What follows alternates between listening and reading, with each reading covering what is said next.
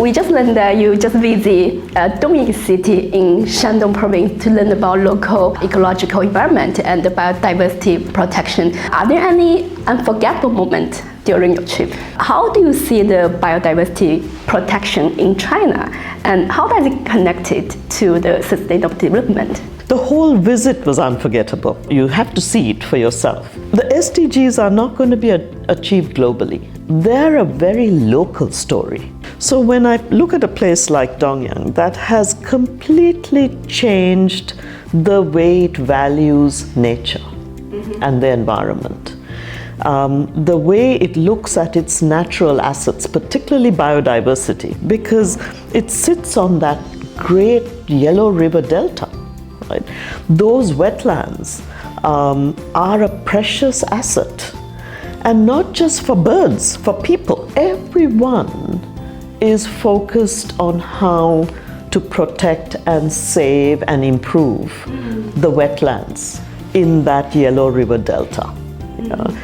And the fact that even little kids understand that it is now the home for all these migratory birds, that they are going to be part of saving. And so the work going on in Dongyang, to me, should be shown to the world. We all have a lot to learn. And the residents and the leaders in Dongyang want to learn from the rest of the world how to better protect biodiversity. We actually can grow and protect nature at the same time, because for too long we have separated actions on climate change with actions on biodiversity. The two things are linked. If you protect mangroves, if you protect forests, you protect wetlands, like what they're doing in Dongyang, these carbon sinks will help significantly to also reach those dual climate goals, the dual carbon goals that China says we're going to get to. So the two things to me, when I saw how it was being addressed at the local level, it really gave me hope for the global level. I would like to mention a very important moment. The COP28 soon will be held. Ms. Connie, I would like to know, how do you see China's progress in low carbon transition? How do you think China can play the bigger role in this regard? It is a country that has put some very bold, ambitious carbon reduction targets.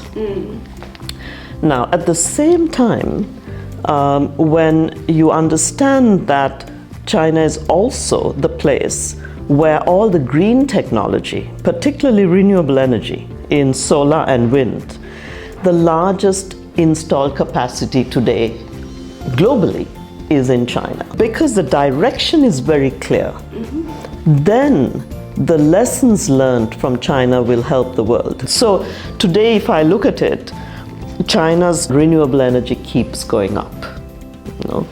And this is, I think, here it's not just, of course it's in the big cities and the urban areas where it has to happen first, but also in the rural areas. And tough to abate sectors like manufacturing, steel and concrete, the cement industry, agriculture, which is so essential. If these can all gradually be moved into greener technologies, green jobs, then we're in a much, much better place.